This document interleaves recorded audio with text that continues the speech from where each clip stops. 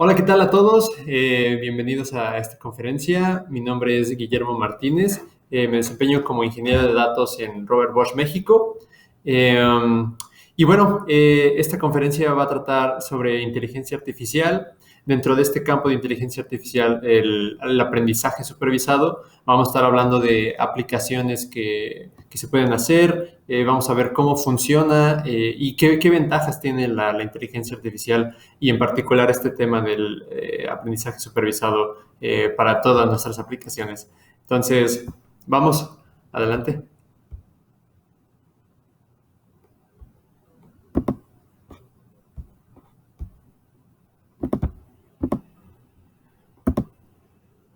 De acuerdo. Bueno, lo que les comentaba es que la inteligencia artificial, comencemos por definirla, ¿no? Una empresa estadounidense llamada Gartner lo define como un conjunto o un conjunto grande. La inteligencia artificial aplica análisis avanzado y técnicas basadas en lógica, dentro de las cuales se incluye el aprendizaje máquina. Entonces aquí tenemos el conjunto grande de inteligencia artificial, donde existen distintas técnicas, donde una de estas es el aprendizaje máquina, que es en el que estaremos platicando el día de hoy. De acuerdo, dentro de esta burbuja amarilla que vemos aquí, que es el aprendizaje máquina, también existen conjuntos dentro de este campo del Machine Learning. Entonces, el Machine Learning es un área bastante concurrida en situaciones en las que tenemos datos y una etiqueta es conocida. ¿A qué me refiero con etiqueta conocida? Aquí tenemos un ejemplo donde vemos que una figura podemos nosotros visualizar sus picos, el color, la forma. Sin embargo, nosotros necesitamos darle un nombre a este objeto. En este caso, por ejemplo, la estrella, ¿no?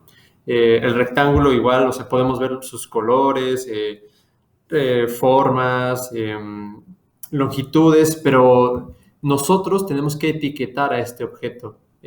Entonces ahí está el rectángulo, ¿no? Hay que hacerlo entendible para una computadora, entonces se pasa a ciertos números binarios, etcétera. Entonces, dentro de este conjunto enorme del Machine Learning tenemos un área bastante recorrida que es el aprendizaje supervisado, que es del que estaremos hablando el día de hoy. Muy bien, como comentaba, dentro del aprendizaje supervisado, ¿qué es lo que hace que un aprendizaje sea supervisado? Es que vamos a tener dos tipos de variables. Vamos a tener unas características y variables objetivo. Entonces, tenemos estos dos entes. Aquí tenemos, por ejemplo, características que van a definir a un objeto.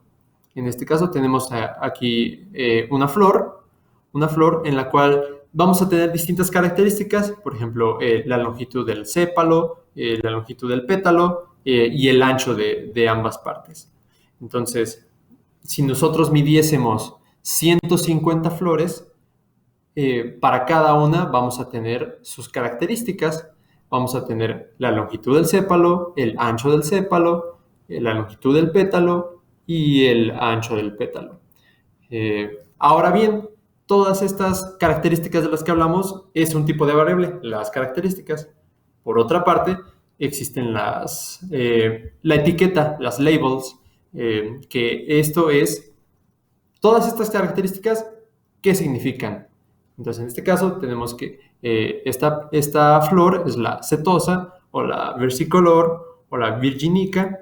Entonces, a esto nos referimos cuando trabajamos con aprendizaje supervisado. Necesitamos características y necesitamos una etiqueta. Es decir, todas estas características que representan en la vida real, ¿no? Continuamos. Bueno, ya que sabemos de qué vamos a estar trabajando cuando hablemos en el aprendizaje supervisado, me gustaría retomar, como para saber en qué parte de este mundo grande de la inteligencia artificial estamos. Recordamos que nos estamos enfocando en Machine Learning. De Machine Learning nos estamos yendo hacia el aprendizaje supervisado, que hablamos que necesitamos características y etiquetas. Dentro del aprendizaje supervisado van a existir dos clasificaciones más. Digamos, el ejemplo que nosotros mostrábamos hace un momento de las flores, nosotros le estamos diciendo el nombre de la flor, setosa, versicolor, virginica, es decir, variables que son categóricas, son categorías, ¿están de acuerdo? No son números. Tenemos setosa, etc. Entonces, pero si nosotros dijéramos que en realidad cada característica influye a otra variable que sea numérica, digamos, si nosotros tuviésemos como características temperatura del aire, porcentaje de humedad,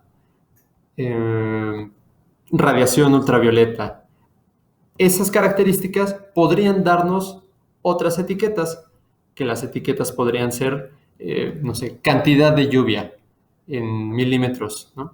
Entonces aquí tendríamos en la etiqueta el número que representa la cantidad de lluvia que sucede cuando ciertas características se están cumpliendo. Entonces aquí ya viene donde están estos dos entes dentro del aprendizaje supervisado. Las clasificaciones, que hablábamos, puede ser la planta, no sé, tulipán, rosa, etcétera. Podemos tener otras que es cantidad de lluvia, temperatura. Entonces, estos aprendizajes nos van a servir para distintas cosas. Ahora que hablamos, por ejemplo, las regresiones, que es cuando nuestra variable es continua, es un número, nos puede servir para distintas cosas. Digamos, si tuviésemos como variable objetivo estimar la esperanza de vida, podríamos tener como características latitud y longitud del lugar donde vive la persona. Podríamos tener también como característica el ingreso que tiene la persona. Podríamos ingresar también el país donde vive, el clima, llámese temperatura, etc. Entonces, este conjunto de características nos va a dar una esperanza de vida que se tiene, ¿no? Entonces, va a ser un número, no va a ser una categoría. Vamos a decir 75 años, 80 años, 82. Entonces, cuando tenemos este tipo de datos es cuando las regresiones no son útiles. Ahora bien, las clasificaciones del que hablábamos de las plantas, aquí, como mencionábamos, podría ser esta otra de diagnóstica. De diagnósticos también se ha hablado de diagnósticos médicos, ¿no? Que tuviésemos nosotros una radiografía, una imagen de una radiografía. Esta radiografía, si la pasamos a una imagen, pudiésemos nosotros tener los píxeles harían las veces de estas características y nosotros podríamos etiquetar aquello como fractura o no fractura. Es un ejemplo. O lo de clasificación de imágenes. Podríamos tener 50 imágenes de gatitos, ¿no? Igual, hacemos esto entendible a la computadora dándole estas características de qué valores tienen los píxeles de estas imágenes y tener las etiquetas de este es gato, este no es gato, gato, no gato. Entonces, hacia allá va donde vamos a estar platicando nosotros en la clasificación. Esto es lo que les mencionaba, clasificación cuando nuestra variable objetivo consiste de categorías y regresión cuando es continua. En esta ocasión vamos a tomar un ejemplo de clasificación. Como les mencionaba, como usaremos clasificación, necesitamos modelos de aprendizaje que funcionen con clasificación. Un modelo bastante común y bastante utilizado dentro de inteligencia artificial y que da un mejor desempeño cuando nuestra cantidad de datos es más grande, son redes neuronales. Entonces vamos a estar trabajando con una red neuronal. Les voy a platicar de qué va la red neuronal, ¿Qué es lo que pasa con una red neuronal? Ok, una red neuronal tiene el nombre asemeja a cómo funciona nuestro cerebro, que tenemos esta sinapsis entre neuronas que dan una respuesta, es decir, comienza una excitación en un punto y tenemos una respuesta.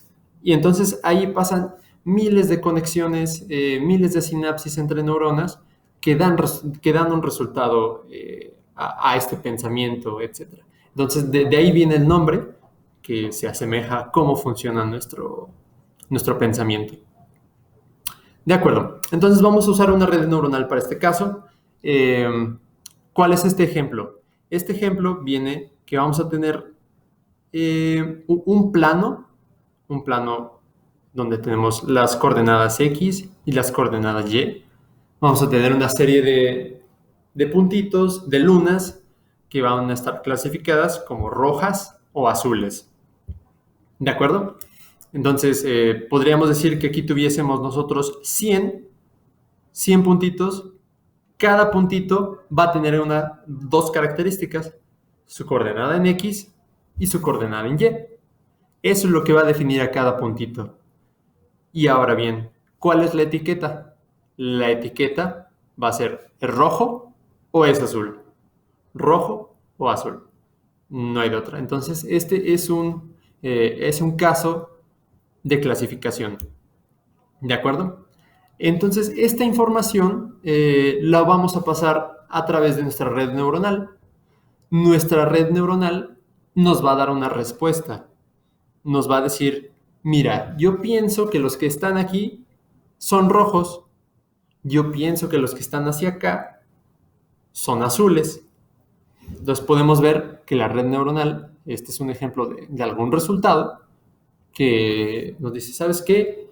Con mucha seguridad, aquí, en esta línea, todos son rojos. Cuando ya me empiezo a mezclar un poco más con los azules, ya te puedo decir que algún azul es rojo en realidad o que un rojo es azul. Entonces aquí es donde ya se comienza a confundir el modelo. Entonces hacia allá es donde vamos a estar viendo qué es lo que hace internamente el modelo. Ok, uno de los lenguajes más utilizados en inteligencia artificial es Python. Dentro de Python existe un módulo de inteligencia artificial de Machine Learning, que es el sklearn. Sklearn nos ayuda con elementos ya ensamblados, ya automatizados, que hacen estas operaciones matemáticas de las cuales también les voy a hablar, automatizadamente y también ahorrando recursos computacionales.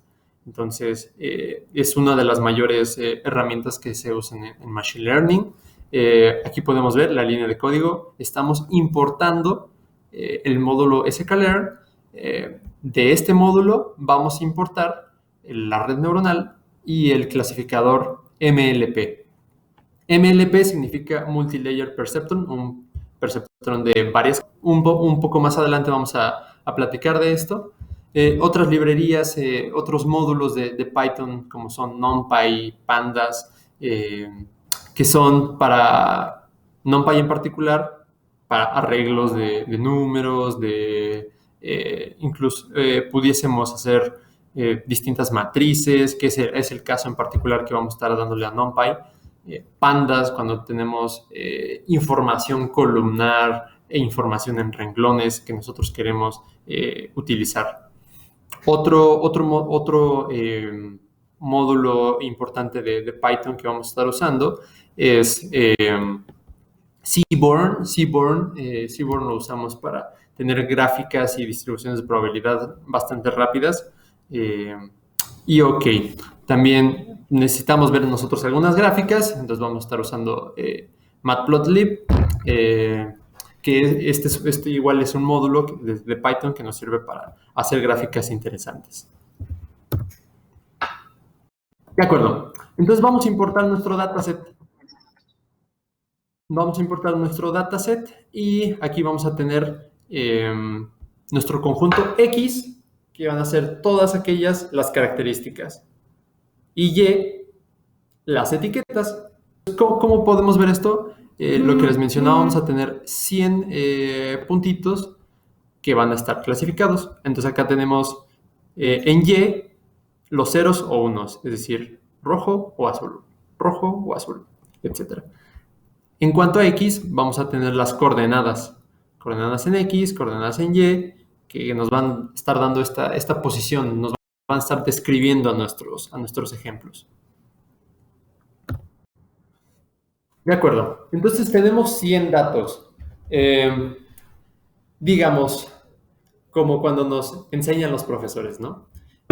Cuando los profesores nos enseñan, nos dan durante la clase ciertos ejemplos, pero para el examen no nos dan exactamente el mismísimo ejemplo con el que aprendimos, porque entonces ahí habría un sesgo. ¿Están de acuerdo? O sea, si a nosotros nos evalúan con lo mismo, con exactamente lo mismo que nos enseñaron, es decir, el mismo problema, los mismos números, mismas cantidades, entonces ahí habría un sesgo al momento de querer evaluar nuestro desempeño. Entonces, en ese sentido, nosotros vamos a enseñarle a nuestro modelo no con todo el set, solo vamos a enseñarle el 75%, es decir, vamos a dejar que vea, que aprenda de este 75%, y el otro 25% lo vamos a ocupar nosotros para aplicarle el examen, digamos, para hacerle un test. Entonces, de este conjunto de 100 puntitos, nosotros vamos a dar el 75% para que aprenda y con el 25% le vamos a aplicar examen, digamos. De acuerdo. Entonces, de estos 75 puntitos luna con los que nuestro modelo va a aprender, vamos a describirlos. Es decir, de estos 75, ¿cuántos son 1 y cuántos son 0? En este caso, nuestro dataset está bastante balanceado. Es aproximadamente 50% y 50%, que son unos y que son ceros. Esto muchas veces es lo más ideal, porque pudiésemos tener que, en realidad, el 80% de los datos eran azules y solo el 20% eran rojos. Entonces ahí nuestro modelo no estaría aprendiendo equitativamente. Entonces, este caso es bueno porque la mitad son rojos, la mitad son azules. Entonces aquí nuestro modelo ya aprende más equitativamente de esta información. ¿De acuerdo? Entonces, de los 75 que tenemos, 37 caen en 1, 38 caen en 0. Esto es un caso bastante bueno. Ahora bien, nuestra red neuronal va a estar trabajando.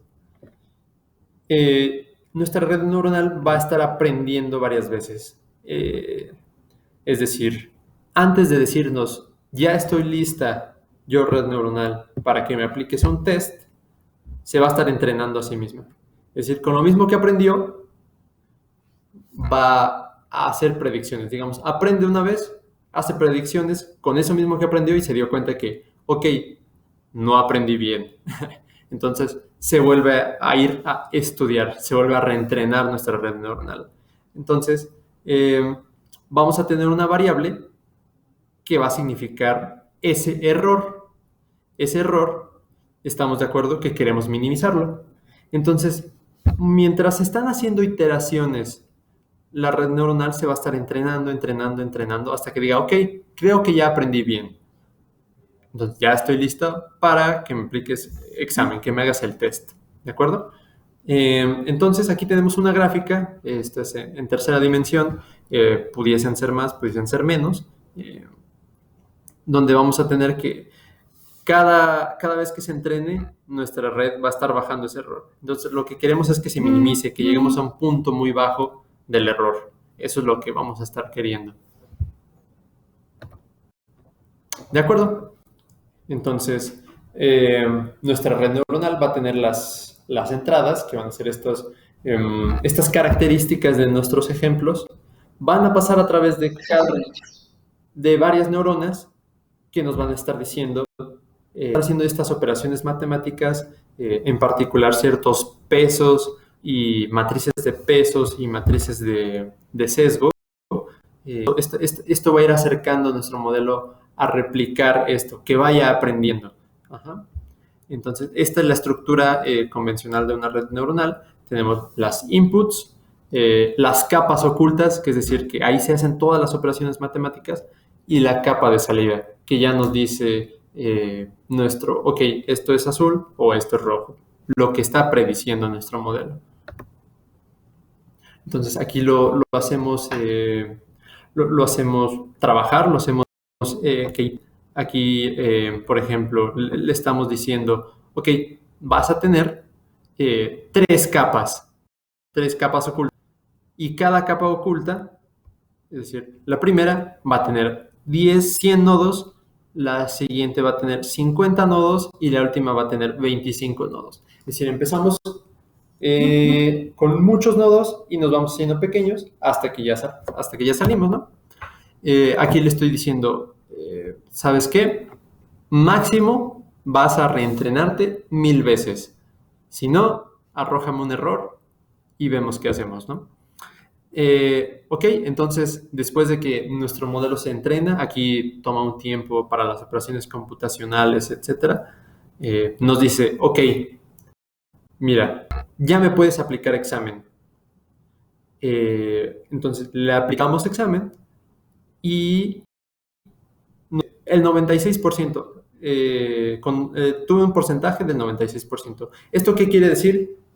Que digamos, si de 100 yo tenía que decirte, este es rojo o este es azul, te digo, ok, vale, dime qué piensas tú. Entonces se equivocó en 4%.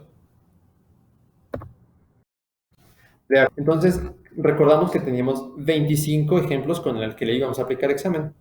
Entonces, tenemos aquí una matriz de confusión. ¿Cómo se está confundiendo nuestro modelo? Nos está prediciendo un 1 cuando tenía que haber dicho un 1.